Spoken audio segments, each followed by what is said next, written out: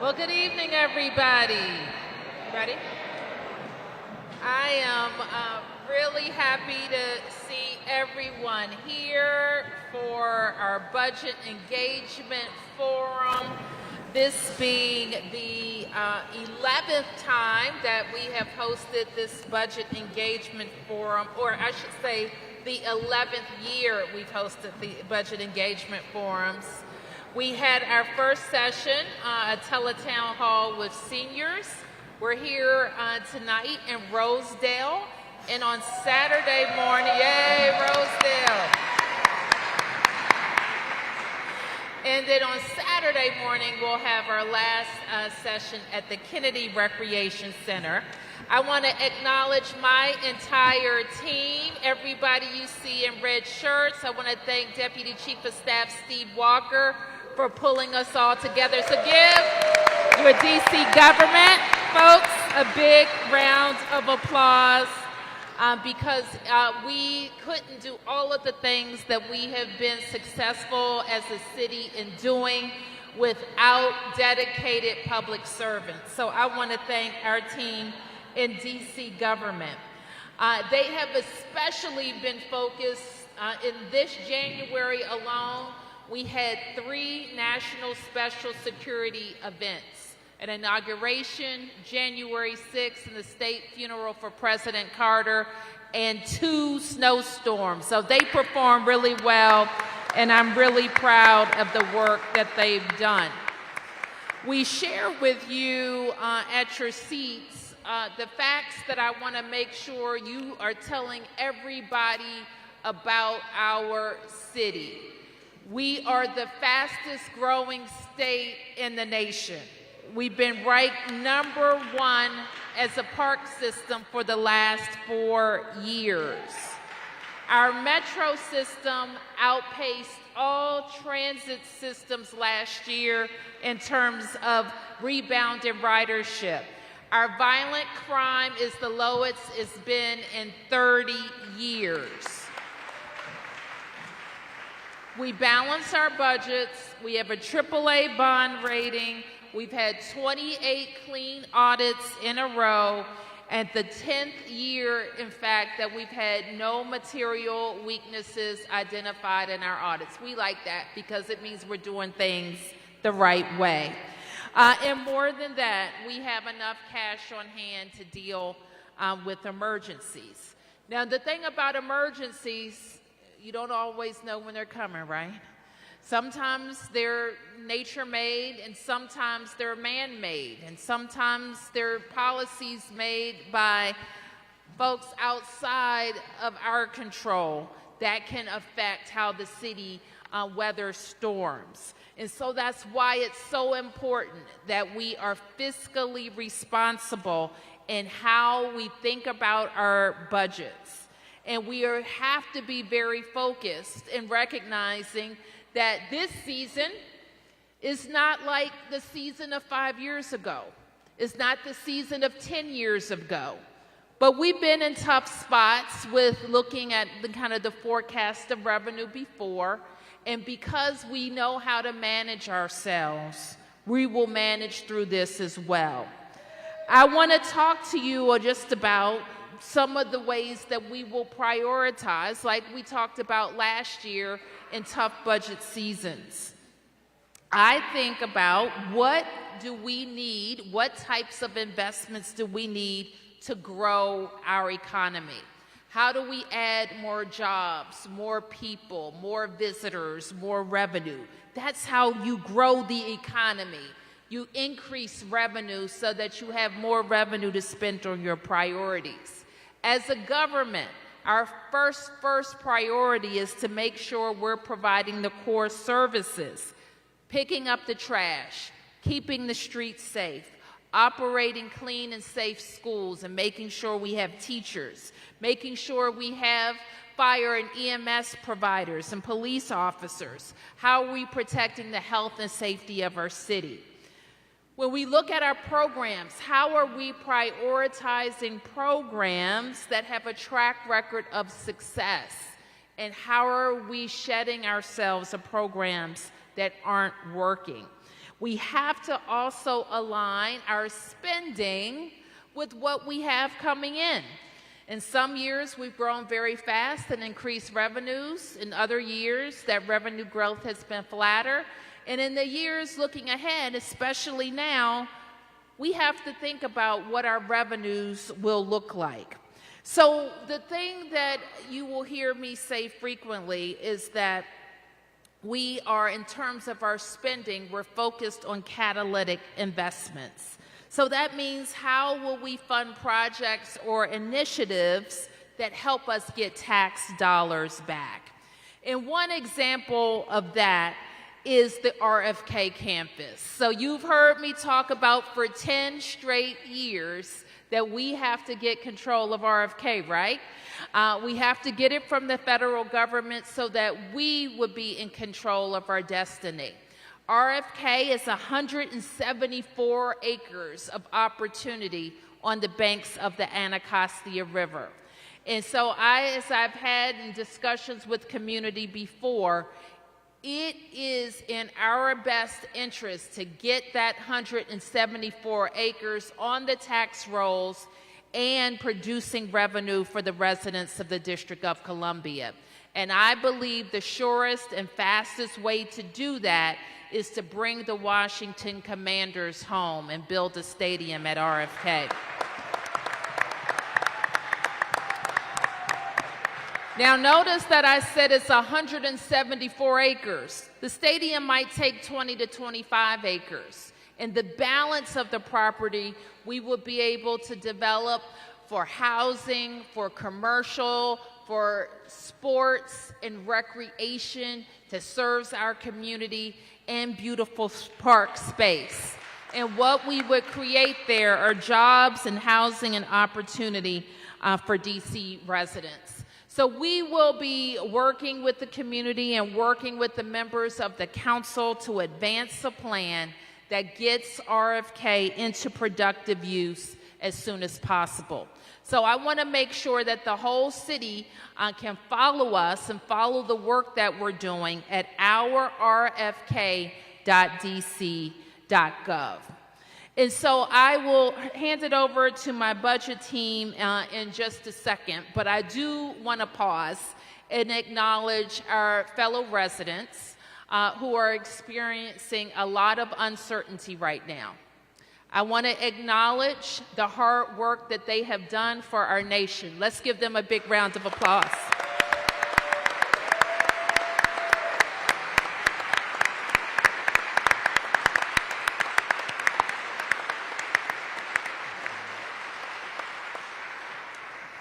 So I want to tell them, and I know you share in this view, that we're with them, we support them, and we're going to do everything that we can to support them during any transition that they experience. I also want to let you know that we're working our level best to make sure that the district as a whole gets through this process. And that's what we're going to do. We are proud to be the seat of the federal government. We know that we have in this region built an infrastructure that supports a productive federal workforce, and that's the case we will continue to make to the administration and to the Congress. I am also very proud that our Department of Employment Services has launched a website that puts in place information for federal workers at dcfedsupport.dc.gov. dcfedsupport.dc.gov. So we will keep working together to make sure that we're building an economy here that is resilient. We have known for many years that the federal government hasn't been growing in DC. That's why we have invested so much in making sure that we will be a sports capital, that we are an entertainment center, that we do have great restaurants, that we do attract visitors, and that we do attract tech, and that we do attract private employers. And as we do that, we will continue to make our economy resilient. So you've heard me say that my approach to working with President Trump and his administration is to focus on our shared priorities: public safety, the downtown, and our public spaces. And it also should be, every one of us should be focused on telling the story of our city. This is what I know. When Donald Trump came back to D.C. as president, this is what he found: a well-run city. Strong financially, safe, and filled with people who are ready to roll up their sleeves and get to work. So are you ready to roll up your sleeves, DC? Okay, because that's what it's going to take. So with that, I want to turn now to talk specifically about the budget. We, members of my cabinet, are here. Where is the Bowser cabinet? Stand up and be recognized, please.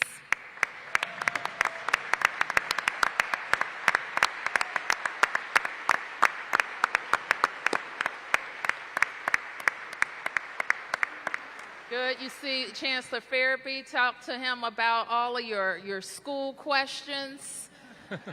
He loves that. And I see the fire chief out there. He's hiring paramedics, right? I see that. And then we're going to get a chance to get our cluster pitches in a second. So with that, I want to turn to our city administrator, Kevin Donahue, and my budget director, Jenny Reed. They're going to kind of set the table, if you will, for how we make budgets and what the process is here moving forward. Kevin? Okay, thank you, Mayor. First of all, good evening, friends. This is my 11th cycle of budget engagement forums. I've been to every one. They are among the most powerful and helpful public engagements I've ever done, and each year reinforces that principle. But you got to sit through a little bit of context so you can think about how you provide us with your feedback in the right way. So first I want to talk about process, and I'll do this quickly. So some things to know: we must balance our budget by federal law, and we do. We also have to do it over 4 years. In other words, if there looks to be, say, a recession in 3 years, we have to show how we pay for that now. So we have 4 years of balanced budgets. Every time we submit a budget, we have to show how we keep it in balance over the course of time.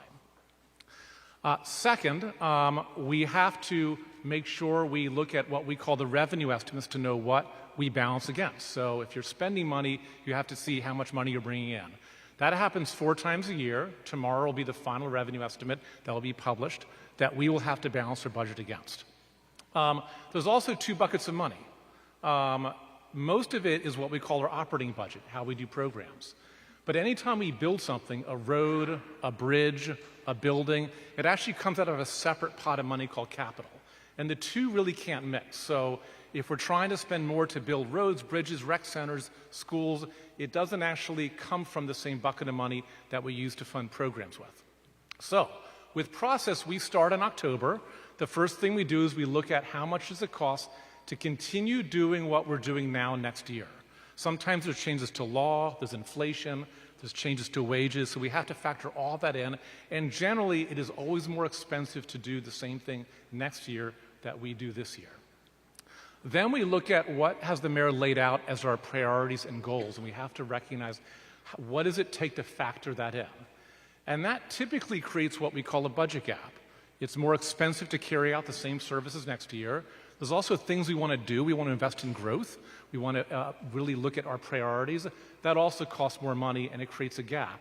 Then over the course of months between October and really mid-March, when we transfer the budget to the CFO and the council, we figure out how to bridge that gap and how to make adjustments. So if you look at yourselves, we're in preparation now. And if you think about this very simply, if you want to give advice on the budget, between now and about April 1st, you give it to us. Starting on April 1st, until when it's voted on by the council, typically around June 1st, you advocate to the council. They have the budget. And ultimately, the council finalizes the budget, but it's our job to create it and make sure it's balanced. So that's the preparation phase that we're in right now. The legislation phase is the part where the council will have hearings. That usually happens in the month of April, a little bit in May. Then they mark up or make changes to what we submitted to them, and then they vote on the final budget. The rest of the year we look at execution. In other words, are we spending and doing according to what we committed to do? Are we accomplishing what we said? Are we putting the programs in place? And that's around execution. And all that helps us understand what's working, what's not working. So when we start preparation the next cycle, we come to it with a sense of perspective and data around, and perspective around what we're doing that's really working that we want to do more of. So that's the cycle, but right now it's preparation, and we value your feedback. My other set of context that I'll do quickly is, and if you move one more slide forward, it's around what, at the high level, the budget's comprised. And this is your budget and your tax dollars. So it's about $21 billion for this year. If you look at, I'm going to start on the right-hand side, the bigger numbers. The largest share of our budget, of your budget, we spend on healthcare and human services. Most of that is healthcare, followed by homeless services. That represents $7 billion of the $21 billion. The next largest is what is called enterprise financing and others. So what is that? Think of that as the things that we have no choice that we have to do. We must pay off our debts and pay down our interest that was due to the folks that loan us money. We must fulfill union agreements that we have in place. So that's kind of fixed, and we really can't do a lot about that. We're obligated legally around that. Then if you go up, you see education, which is the next largest bucket behind really health and human services. We have applause there. That is 20% of our budget. So if you have $1, 20 cents of that dollar is spent on education.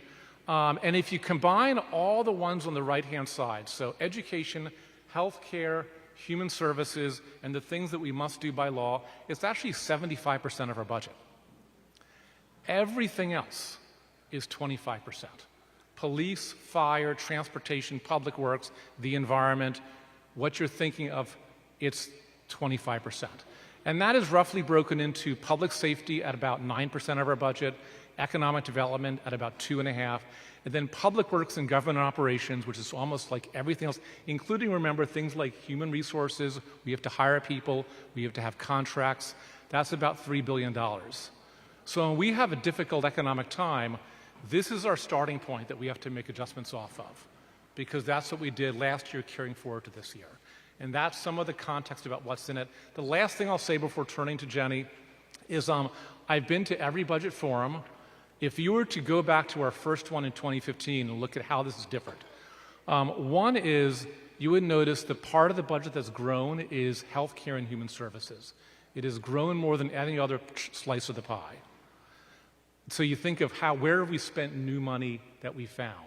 Healthcare, human services for the most part, followed by education. But the biggest change you notice is the pie was a lot smaller, much smaller. So what's allowed for us to carry out the programs that you may have come here to advocate around is the fact that we've been able to grow the pie over the course of the past 10 years, which means we've been able to push forward in all of those slices of the pie, even if they haven't changed dramatically how much they represent, they are all larger because we've grown our economy over 10 years. And with that, I'll give it to Jenny Reed, our budget director, who will talk about a few details to highlight that are in the current budget. Thank you, City Administrator.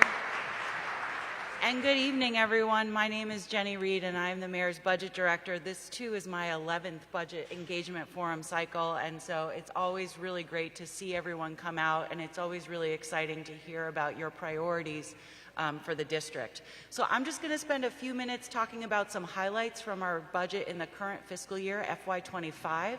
Starting off with education, you heard from the mayor, DC is the fastest improving urban school district in the nation.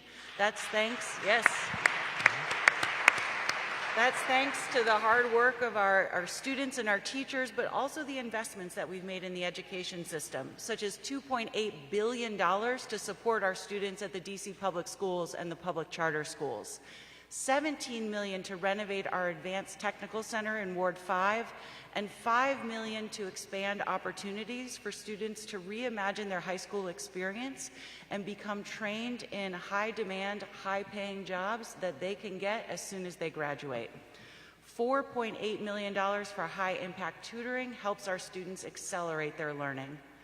In the area of affordable housing, those of you that have been to these forums in the past, you know that affordable housing has been a laser focus of Mayor Bowser since she first took office. In FY25, the budget supported $28 million for our home purchase assistance program to help low-income, first-time home buyers buy their first home, $1 million for the Heirs Legal Services property program so that families can keep their homes in their families for generations to come, and over $100 million to rehabilitate and modernize public housing units throughout the district. Throughout the work of our public safety teams over the last year, you heard the mayor talk about how we've driven down crime to its lowest, violent crime to its lowest level in more than 3 decades. Yes. That is due in part to the investments that the mayor has made to put MPD on a path to 4,000 sworn officers, but also making investments in our youth by providing $7 million to serve more youth through our PASS and ACE programs and provide them alternatives to keep them on the right track. It also includes $4.8 million for Chief Donnelly and his team for life-saving equipment for our fire and EMS personnel, and more than $3 million to procure and maintain crime-fighting technology to help keep our communities safe. You heard about the mayor saying we need to make investments that help our city grow, and we do that through our economic opportunity. This included the historic $515 million to support a renovation of the Capital One Arena, keeping the Washington Capitals and the Washington Wizards right where they belong here in Washington, D.C. It includes $7 million to implement the BEST Act. So Director Crow over there is going to be making it easier for you to open a business and maintain your own business by streamlining the licensing. And then $3 million to support our festival fund to help our community groups that want to host festivals and gatherings throughout the district. Health and Human Services, that's where we spend the biggest share of our revenue. The FY25 budget included $13 million to support the opening of 2 non-congregate shelters, the Aston and the East Street, and provide housing for residents who are experiencing homelessness. $12 million for emergency rental assistance, and $750,000 to expand the Safe at Home program created by Mayor Bowser to help more of our seniors age in place. And then last but certainly not least, transportation and the environment. We have over $400 million invested to keep our streets, sidewalks, and alleys in a state of good repair. We launched a new curbside composting program that we have more than 9,000 households participating in, helping to do composting throughout the city, and more than $77 million to build and rehabilitate 7 multi-use walking and biking trails throughout the city. So as the mayor, as the city administrator have said, we do a lot, we're going to keep doing a lot, and we look forward to hearing your ideas for how we prioritize these investments. And with that, I'll turn it back over to the Chief of Staff, Steve Walker. Thank you. Thank you. Thank you very much, Jenny. Can everyone hear me? Thank you very much, Jenny. So now here's the fun part. Mayor Bowser created these budget engagement forms to hear from all of you. Like all of us, this is the 11th cycle. Okay, hold on. You got it? I'll do a switcheroo. Thank you. I was saying this is the fun part. This is the community engagement section. Mayor Bowser created these forms to hear from each of you. And so on budget.dc.gov, we started hearing from you and also our fantastic digital team from the mayor's Instagram account. So I want to just run through some things that we've heard so far. So the survey... No, not yet. It's not yet. The survey, I'll just keep going. We've heard from all 8 wards on a survey, and the survey is still up at budget.dc.gov. So if you haven't done so already, please go to the survey. We asked people how many budget engagement forums have you been to, and we were pleased to see that many people have been to at least one, including almost 10% of the people on the survey who've been to all 11. So thank you for doing that, and we know we've got a lot of people who today's your first budget engagement forum. We also heard what biggest priorities are so far. Education and workforce was number 1.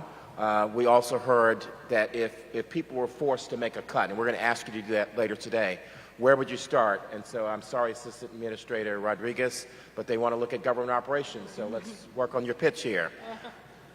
We also asked everyone coming into the budget engaging forum and going into this fiscal year, what is your single biggest budget priority? And we heard that it was housing and economic development, so I'm sure Deputy Mayor Albert is glad to see that. On the next slide, we start hearing what we heard from our social media team. So again, on Instagram, X, and Facebook. And so the next slide will show you that summary of the media responses included resources to Ward 7, housing, public safety, healthcare, climate and environment, and transportation. And so as I mentioned, we want to continue to hear from you, share it with your friends and colleagues at budget.dc.gov. And so the next thing we're going to do is hear from our deputy mayors, the assistant city administrator as well. And the city administrator mentioned what we did for budget investments in FY25, and now we're working on FY26. So we're going to have our deputy mayors talk about what they want you to do here tonight. So our first is the deputy mayor for public safety and justice, who today will be filled in by Nicole Peckham.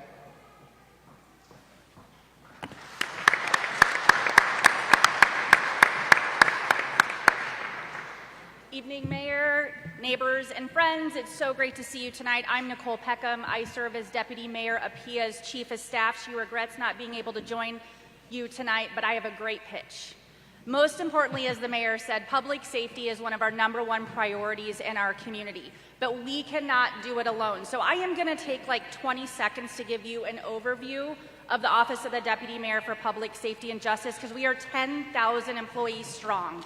And those employees are at the Department of Corrections, Department of Forensic Sciences, the Department of Youth Rehabilitation Services, Fire and EMS, Homeland Security and Emergency Management, Office of Returning Citizens Affairs, Metropolitan Police Department, Office of Chief Medical Examiner, Office of Human Rights, OUC, Unified Communications, I saw Director McGaffin, the Office of Victim Services and Justice Grants, I'm still going, the Office of Neighborhood Safety and Engagement, and we also have the local operations of the DC National Guard. We are a busy team, so tonight I'm going to ask for $3 extra. $3 extra, because we're focusing our efforts on a strong MPD.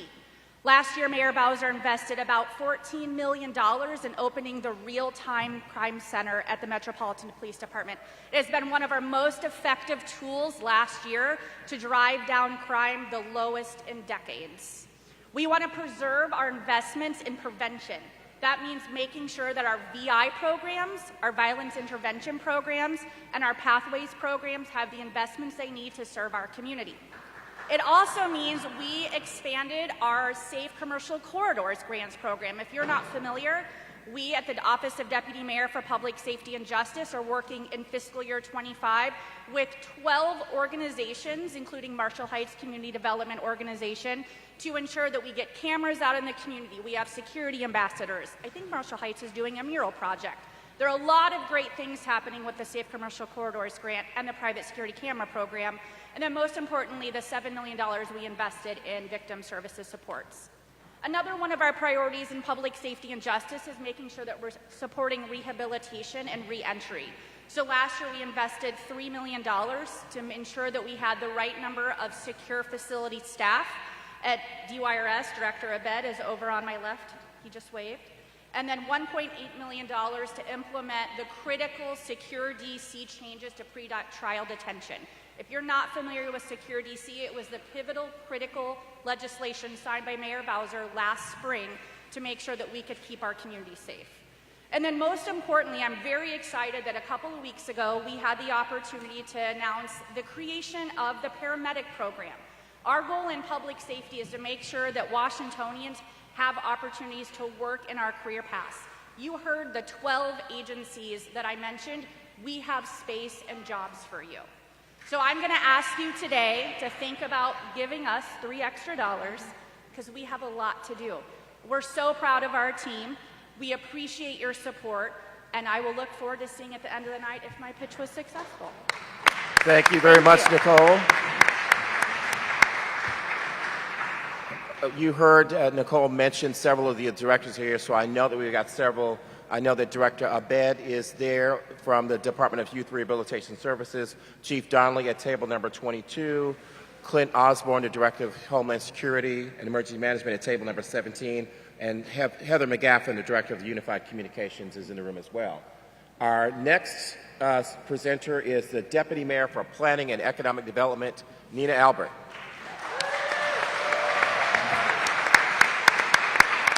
Survey winner right here.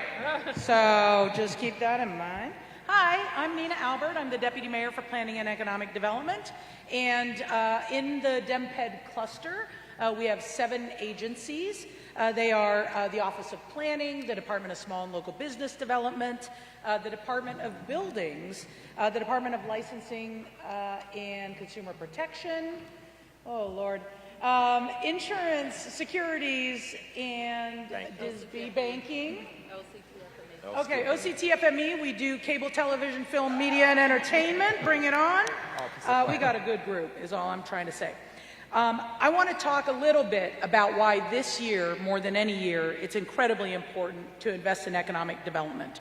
And so I'm going to tell you up front what my ask is. I'm going to ask for $5 out of your $90 budget.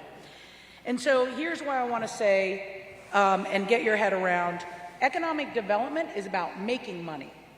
Because you have to make money to spend money.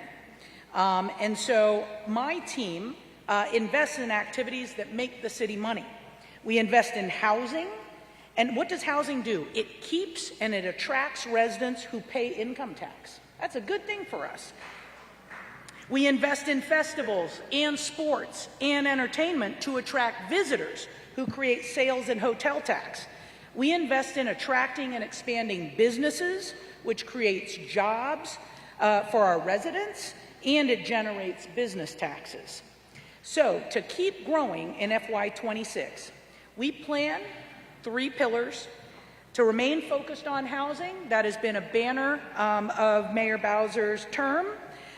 We want to diversify our economy so that we can attract more businesses to the city. And we want to build on our momentum as a cultural, entertainment, and sports capital.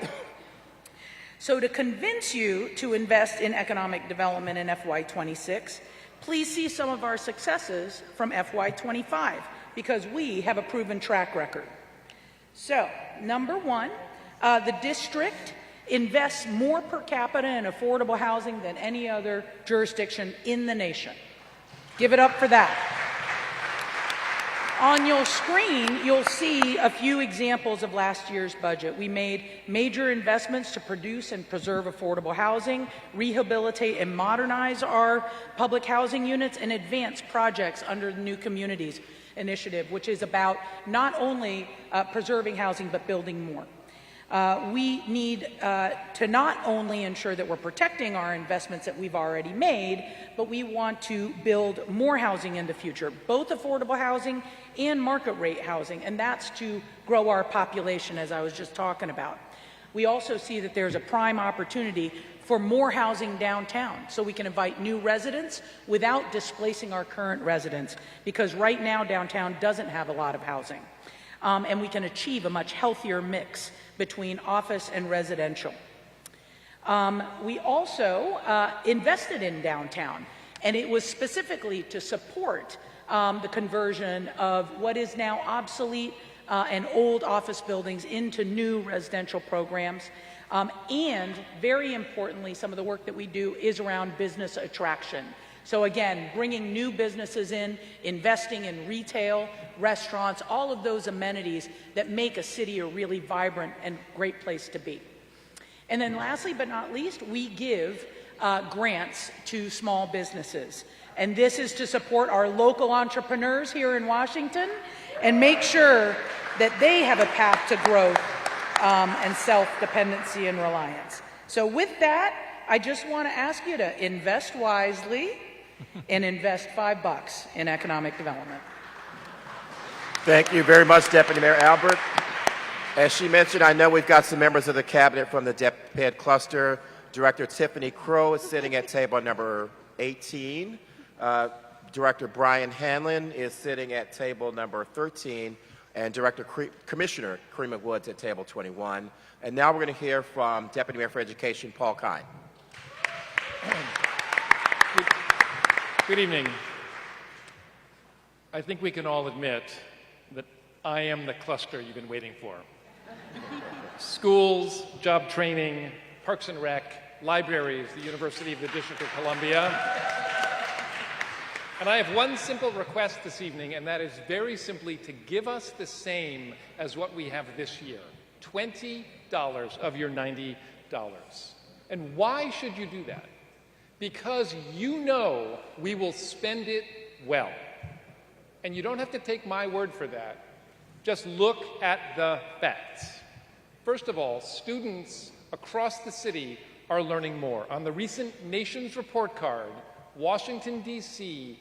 was the most improved, tied for first place in fourth grade math.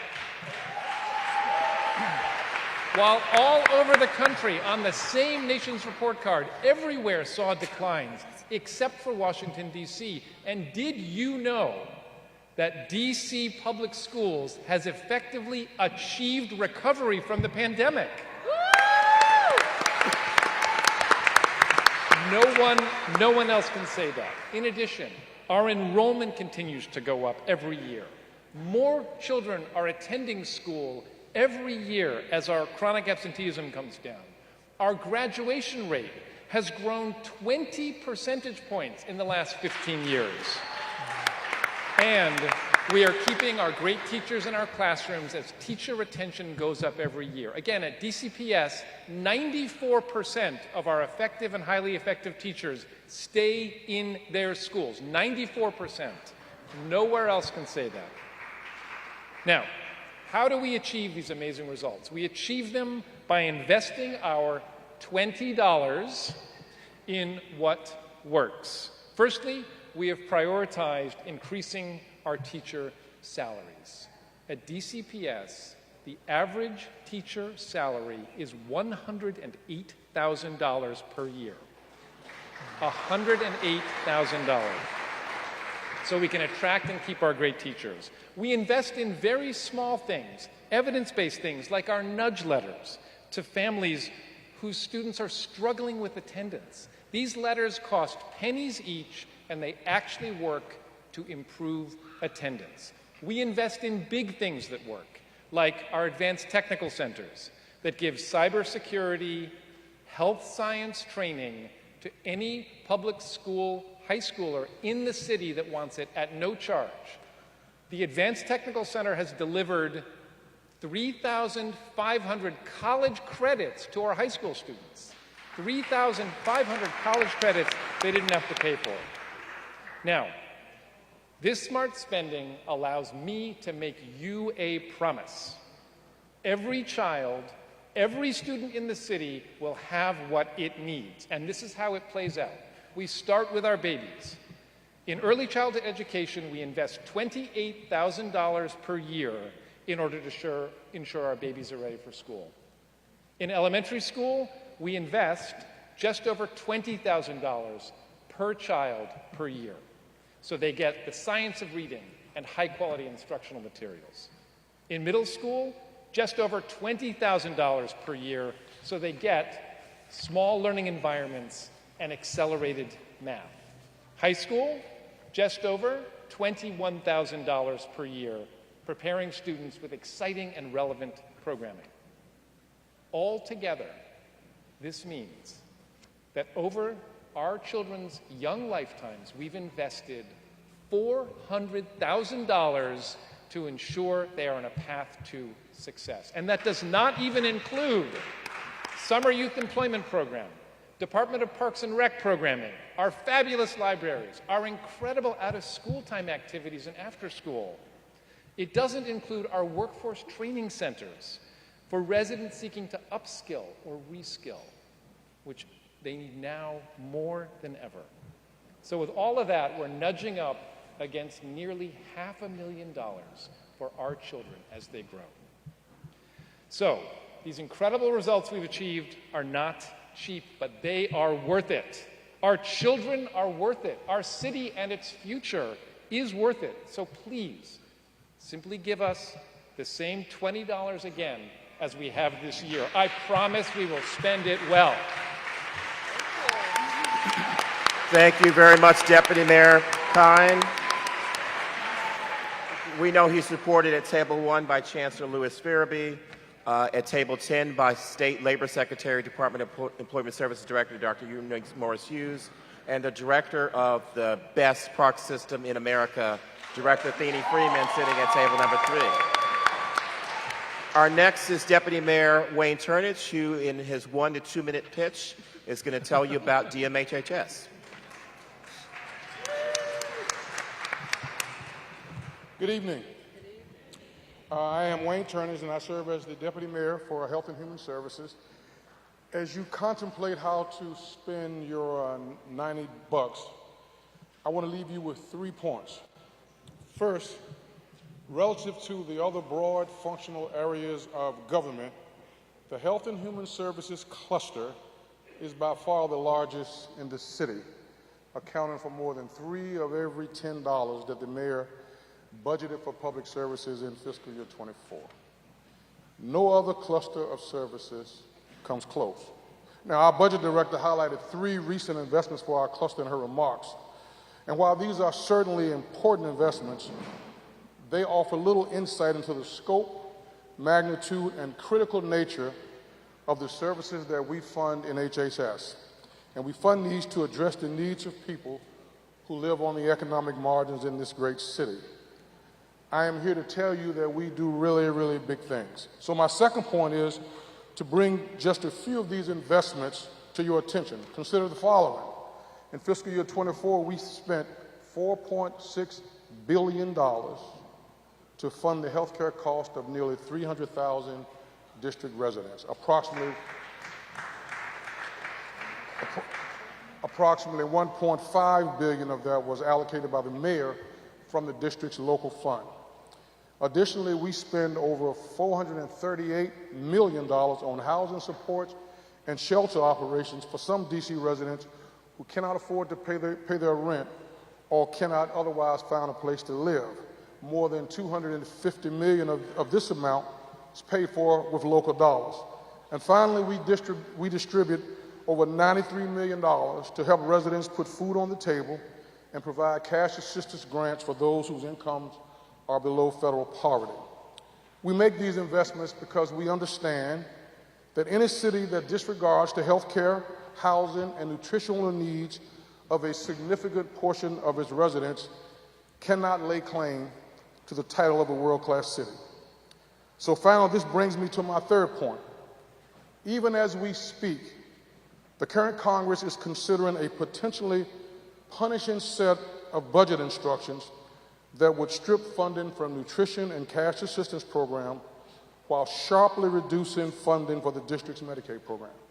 Notably, House members have been instructed to consider cutting Medicaid support to all states by $880 billion, the largest in the history of the program dating back to 1965, and by $8 billion to the district. So allow that to sink in for a minute. These funding reductions would unquestionably and fundamentally alter the district system of health care by requiring significant reductions in Medicaid eligibility levels, benefit coverage levels, as well as payment rates for virtually all types of health care providers. What would this mean? Think of a tripling of our uninsured rate for health care. Think of closing hospitals and clinics. Think of perpetually crowded emergency rooms. Think of untreated chronic illnesses. Think of nutritional gaps, and think of rising public safety issues. However, you can rescue us from these troubling outcomes by significantly increasing the local dollars that you contribute to my cluster. We got 32 last year. I think I need 42 this year. Thank you very much. He said we had $30 last year, we want 34 this year. Thank you very much, Deputy Mayor. I know that we've got Dr. Bazran here from the Department of Behavioral Health at table number 26, and Interim Director Rachel Pierre from the Department of Human Services. But next, we're going to turn to government operations. First, Rachel Joseph, the Director of Sustainable Urban Infrastructure in the Office of the City Administrator.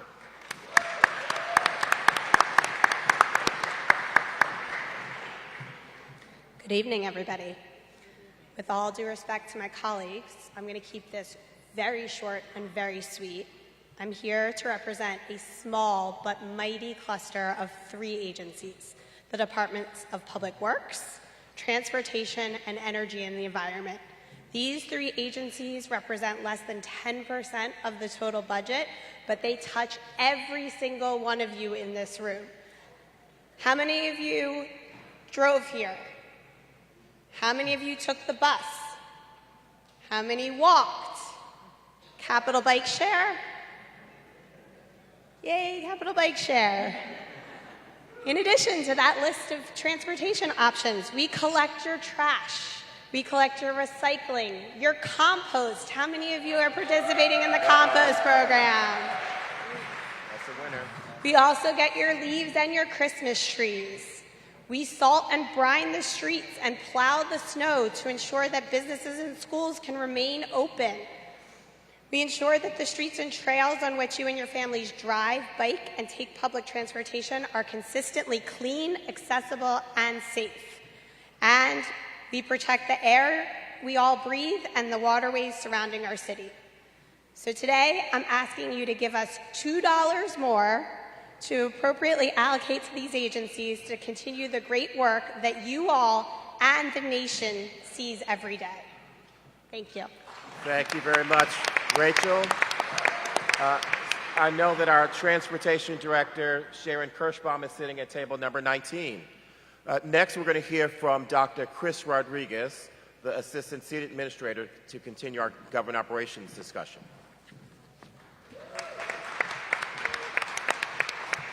All right, I heard a rumor that you guys want to cut government operations. Is that right? No, you don't. All right, good. I'd like to hear that. So, government operations is the backbone of the government.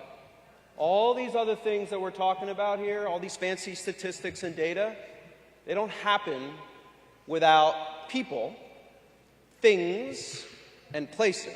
This beautiful facility that we're in right now, this rec center, isn't it gorgeous? Yes. Right? How do you think it was built? Who puts the things in it? Who buys supplies for it? No, not really. Sorry, Paul. We're asking for $2 more. You can take it from education. All right? But let's say, and I want to underscore to you the importance of government operations. We're in a beautiful facility, like I said. But what would happen if during a very important conversation like we're having right now, I don't know, the lights went out? Now, wouldn't it be great to fully fund an agency that can turn them back on? So I ask for $2 more for government operations. Thank you, Mayor. Thank you very much, ACA Rodriguez. He's got a full force team here as well. At table number 12, our Director of Human Resources, Charles Hall. At table 14, our Chief Procurement Officer, Nancy Hateman. Table 20, Gabriel Robinson, Director of the Department of Motor Vehicles. And Delano Hunter at table 14, the Director of the Department of General Services. And so now it's time for us to have the conversations at the tables. So the next slide will take us to the $90 game.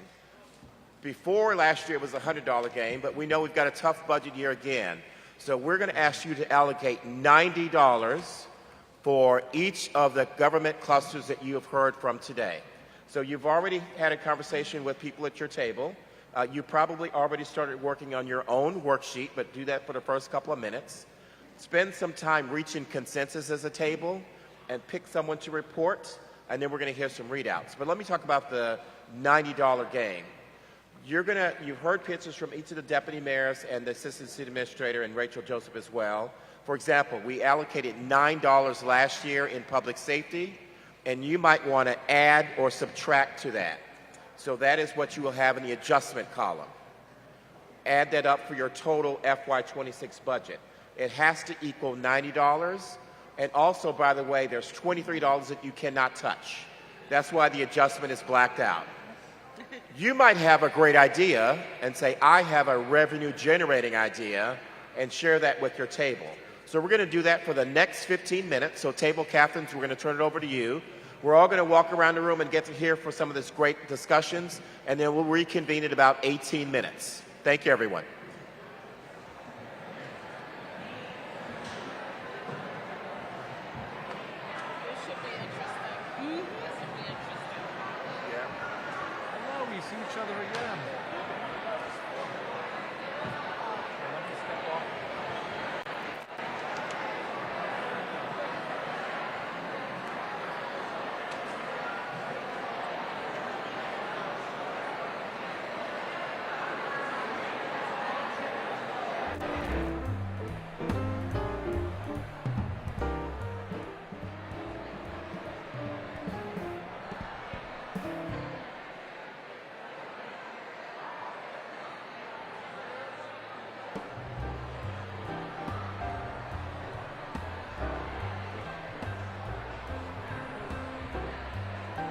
All right, we're spending the first couple of minutes.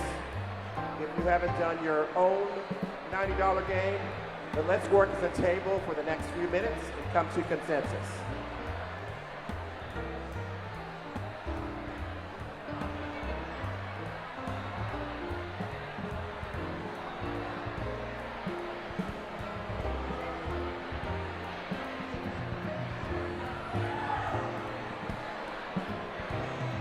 Members of the cabinet, if you can just engage with tables. If you're sitting at a table that has more than one cabinet member, we invite you to take a seat, to take a stand and walk around the room. I see that Deputy Mayor Kine is on a hunt for money. He's at table 22 right now.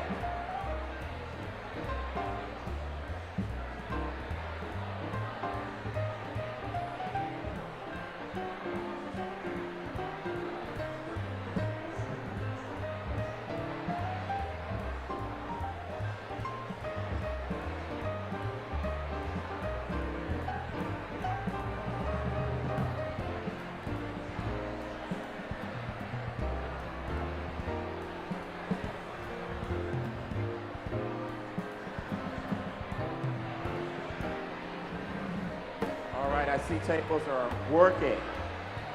Table number 29 has a calculator out. Wow, this is serious.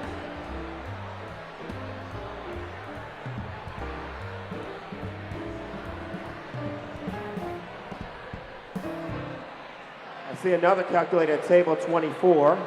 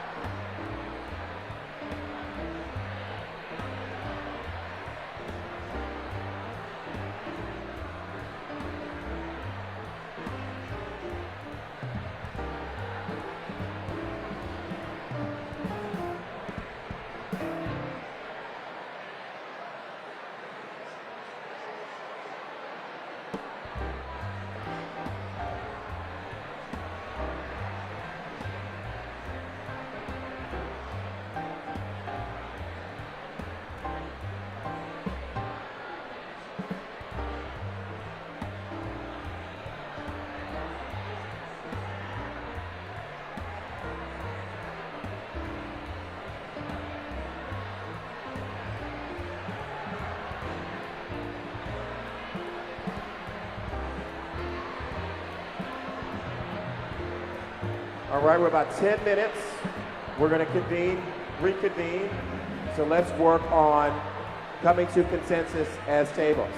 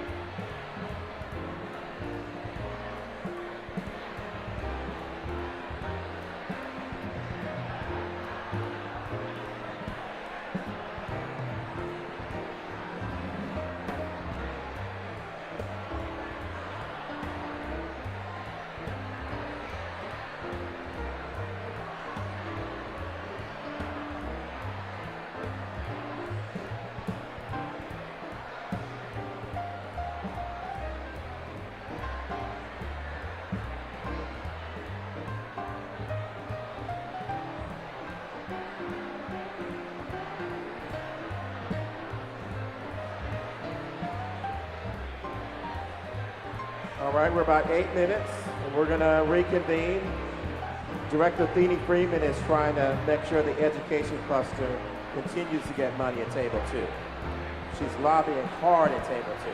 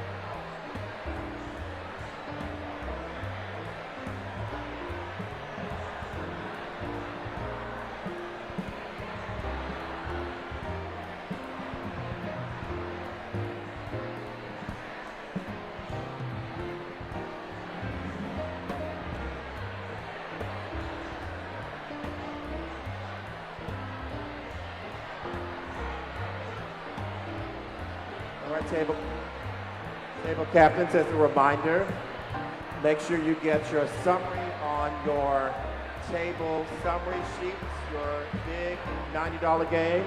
Please make sure to write your table number on it. Table captains, also remember to enter data in the system.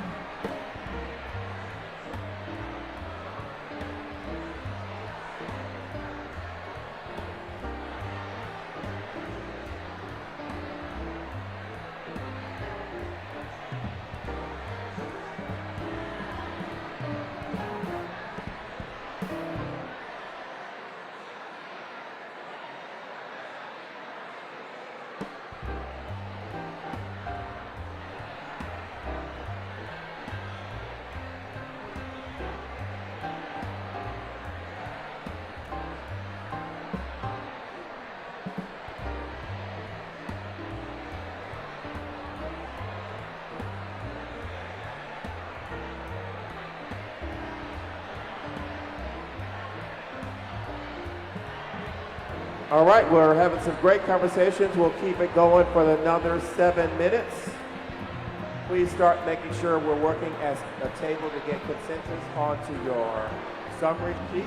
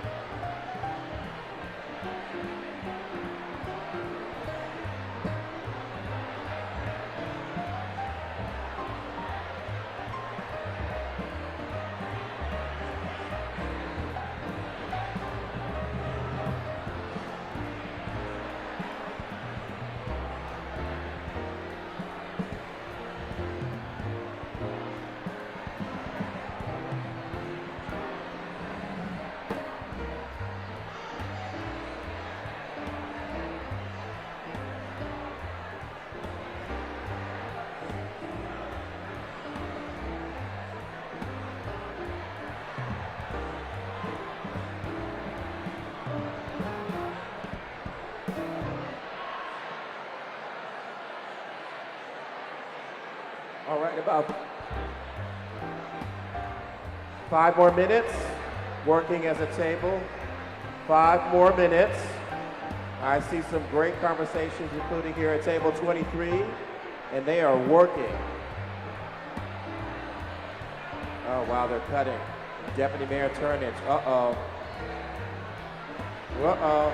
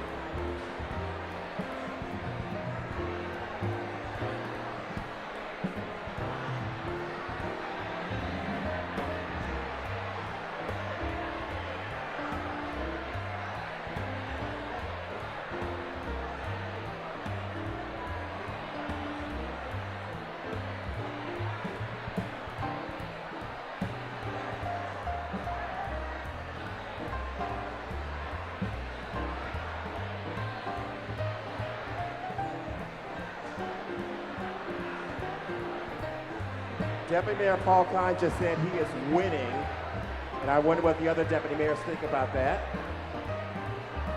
4 more minutes, and we're going to reconvene, so please wrap up your conversations.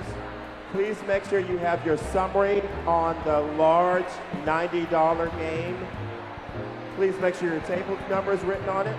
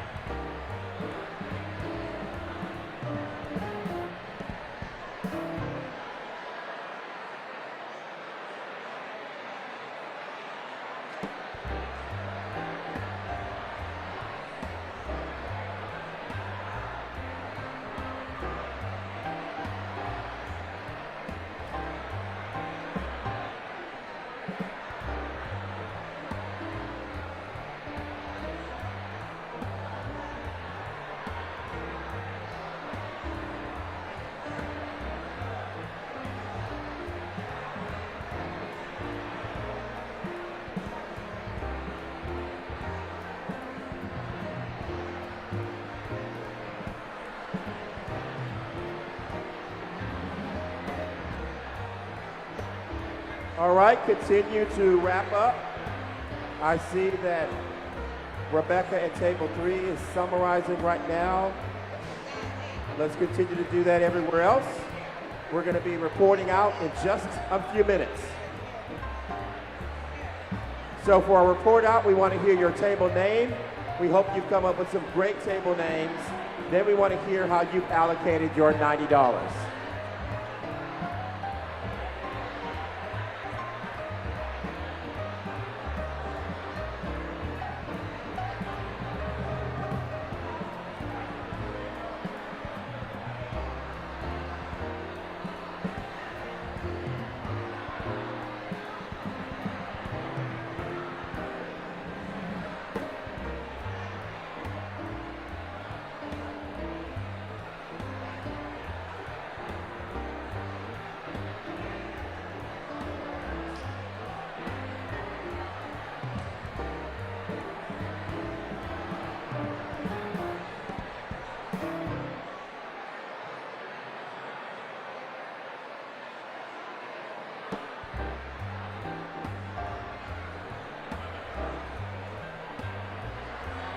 Thank you, Natalie Snyder. Table 8, doing a great job. We're going to continue to summarize. Table 7. Table 3 is almost done.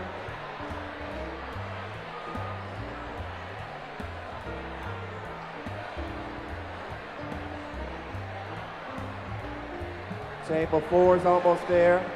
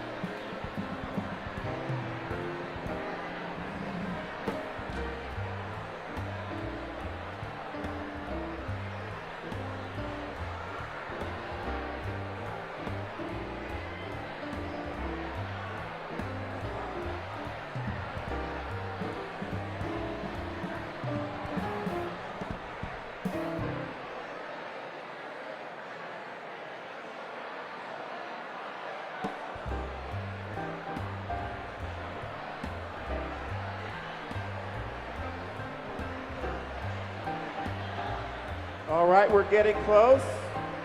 Continue to summarize and put the final numbers on your large $90 game sheet. Table captains, remember to also please enter the data in your data sheet on the QR code.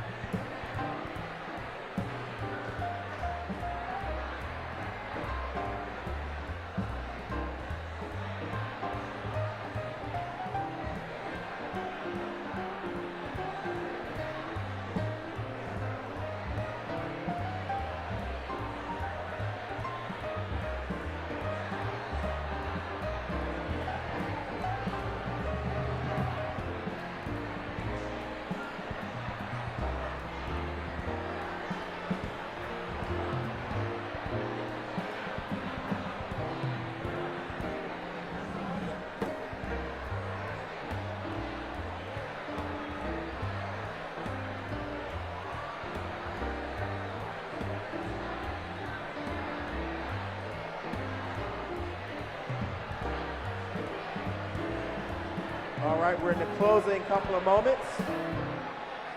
Table 10, let's make sure it makes it onto your summary $90 game card.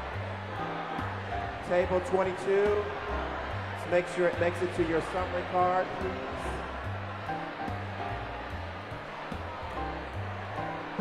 Table 18 is almost done.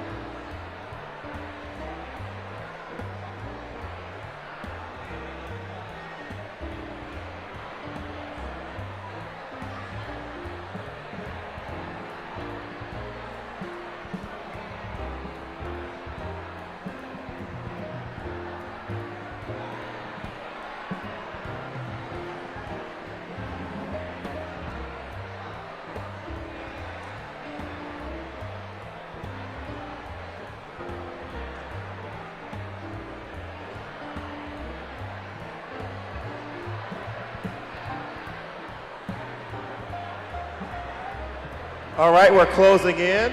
If everyone can please continue the summary. We're almost at the readout session. I can see some really great conversations happening. I saw a great conversation from a Gen Z group in the bleachers. Let's continue these conversations. That's winding down, and we're gonna do a closeout in just a moment.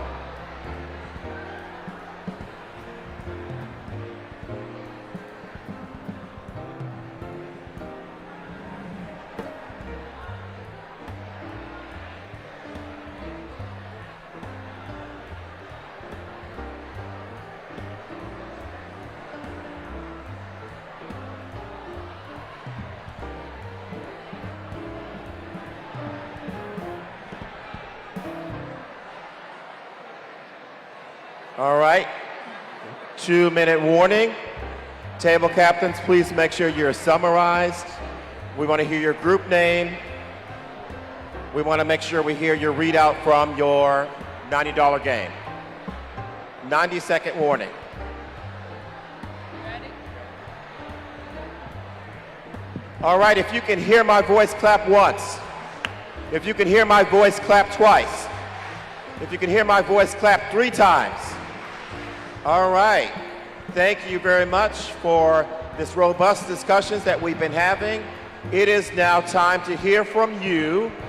So if you are ready and you have a table that has a great readout that you want the mayor, the city administrator, the budget director, and all the deputy mayors, the assistant city administrator, and director Joseph who do their pitches here, raise your table number and we'll call on you. Who is the most excited? Everybody, if I could ask you to quiet down.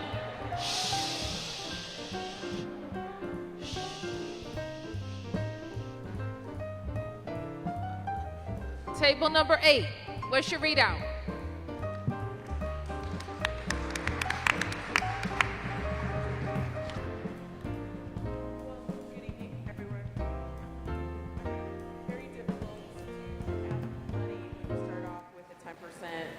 decrease in the budget. So keep that in mind. We started every department off with a 10% decrease across the board.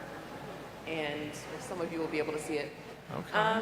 So first of all, with public safety, the good news is that when we invest in some of these other departments, there will be less of a need to spend in the public safety realm. So keep that in mind. We're taking you from $9 to $5 in FY26. For education and workforce, we're taking you from $20 in theory, right? Because you're going to have 10% less than that. We're taking you down $3 to $17. Government operations, we're taking you down one tiny dollar to $5. Sorry, Chris, wherever you are. And infrastructure, and then, wait, am I missing something? I skipped housing and economic development. Now, the deputy mayor for economic development came to our table and made a great point. She said that for every dollar that's invested in her team, they generate $10 of revenue. So we chose to increase that budget by $1 to $4, and the revenue that that team brings in can be spread across the rest of the city. You're welcome. Infrastructure and environment, we're taking you down one tiny dollar to $6. Health and human services, this was a tough decision, I'm going to say. It was a really tough decision. But we're hoping that the revenue from economic development can cover some of that spread. We're taking you $2 down to $30, and that brings us to the $67 that we had to share.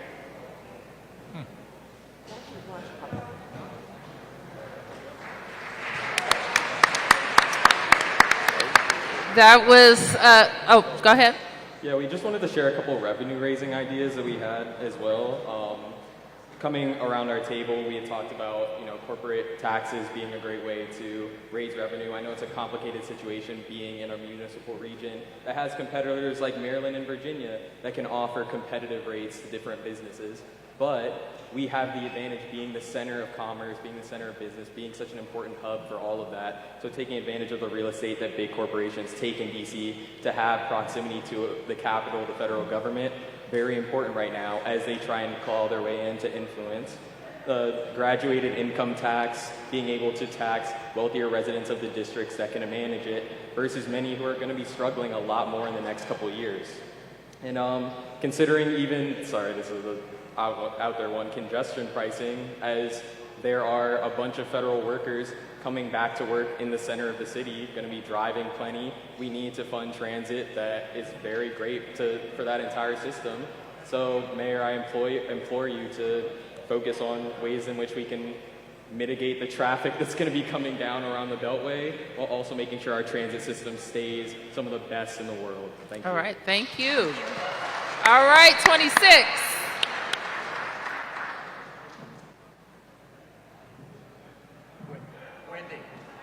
Wendy.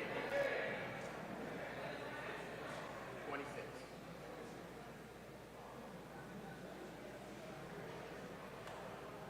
All right, table 26, our team name is Around the Go-Go. Public safety, you get $8. Education and workforce, we kept you at 20. Government operations, you get $4. Housing and economic development, we kept you at $3. Infrastructure and environment, you get $4. Health and human services, $28. An idea that we had was congestive pricing as a way to generate some extra money for infrastructure and remodel. All right.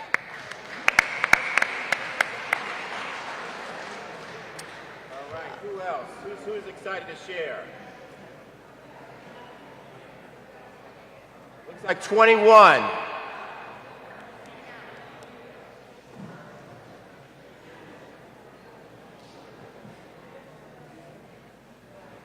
Oh, you know. Okay. So everybody's cluster pitches were really great, but this was a difficult decision to make. Just going through public safety, we took $2 away, so the new budget is $7. Education and workforce, we took $3 away, that new budget is $17. Government operations, we kept you the same at $6. Housing and economic development, we took $1 away to $2. Infrastructure and environment, we kept you the same at $7. Health and human services, we took $4 away, have you at 28. We tried to not give anyone anything, but kind of evenly spread out the decreases. And then some revenue raising ideas we had, just similar to trying to figure out that federal RFK land. We need to figure out, a push to figure out the sales and the taxation of marijuana in the District of Columbia. And then also try to attract new business and capital with maybe entertainment centers or data and server facilities. Okay, good idea. All right, thank you. Excitement. Mr. Green. Let's go to our overflow section over here. Ty? Shout out to PAVE, Parents Amplifying Voices for Education. Had to do it. Public safety, $9. Education in the workforce, I'm sorry, y'all. We took $3 away, 17. Government operations, we took $1, and that was 5. Housing and economic development, we left y'all alone. Infrastructure and environment, we took $1. And health and human services, we took $5 and left it at 27. We did not mess with public safety because we need safe passage. We need to make sure that our kids, when they leave, they are safe when they're leaving. I didn't want to take from education because we all know that if we get CTE, ATA, we will make sure that our kids can come back and get educated. All right, thank you very much. We have time for a couple more. Who's super excited? Table number 13.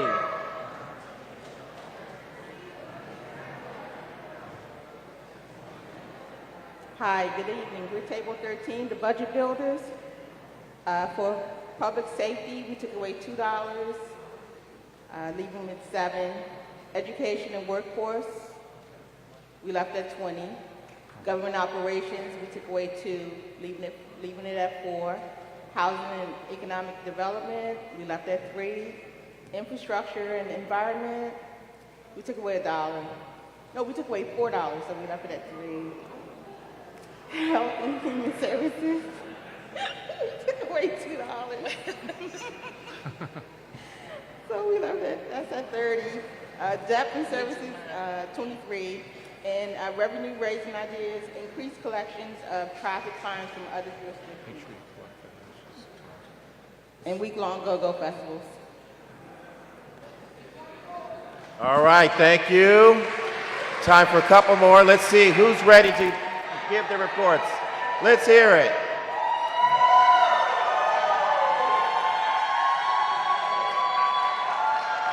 You know, we've got a group of Gen Z that are here that were working on their budget. Let's hear from them in the back. And some students.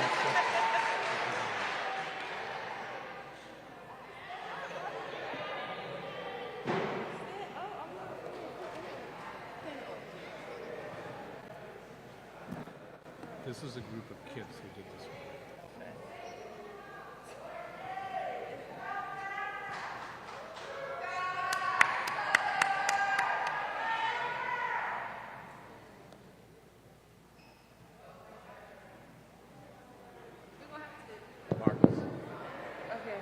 Okay, hey. So we understand how important public safety is based on first responders, but we took $3. So, okay, and then education and workforce, we took 3 as well. Government operations, we left that alone. And then housing and economic development, we added $1. And then infrastructure and environment, which is basically like cleaning the streets and making sure our rivers are safe and everything. Unfortunately, we took $3. And then health and human services, we took $2. Okay. Any ideas for what?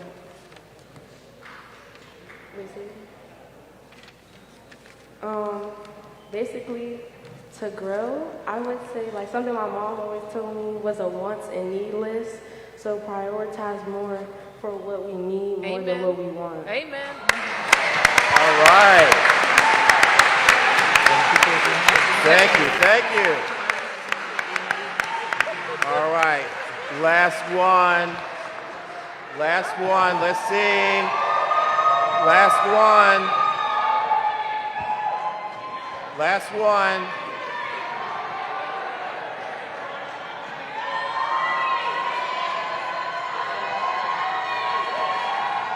I think it's table number 17. Table 17.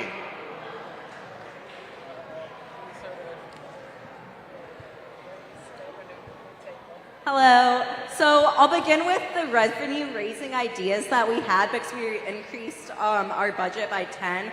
So we increased a mansion tax, a capital gains tax, a millionaire tax, and then figured we would, and then are going to go after more of the parking tickets. And then starting from the top, with public safety, we're taking some money away from MPD. So we have 6 there. And then education and workforce, we kept it the same at 20. Government and operations, we took $2 away from there, making it 4. Housing and economic development, we kept the same, but want increased focus on affordability. Infrastructure and environment, we kept the same and want to fund the Healthy Homes Act. Health and Human Services, we increased by 5, specifically putting it towards homeless services and mental health support. So that's at 37. And then debt services and union agreements, that's the same, and our total became 100. All right, thank you. All right. Well, I got to stop by a lot of the tables, so I appreciate your hard work and how you recognize what we have to do every year to look at what we have coming in and make some decisions about a lot of worthy programs and a lot of things that do great for our city and for our residents. But we also have to make sure we're thinking about, you talked about cutting in some places, that's what we have to do as well. And with that information, you can see how we are always trying to judge what programs are working, what rises to the top, and what proceeds to the next year. I like to, as some folks pointed out, this is how we can fund the new things that we want to do or the growth that we need, by also looking at how we have to trim in some places. This is, I noticed a lot of you had revenue ideas about how we could get more money from our existing residents and businesses, so that's also something that we keep in mind, making sure that it doesn't deter people from starting a business here or living here. So those are all of the things that we have. So we're going to keep up our work on the budget. We're going to look at all of the information that comes in over the next several weeks before we make the presentations to the council on April 2nd. So thank you everybody for coming. Thanks much. Thank you, everybody. And don't forget to go to budget.dc.gov to share your budget priorities. Table captains, please summarize your data and we'll collect them before we leave. Thank you very much, everyone.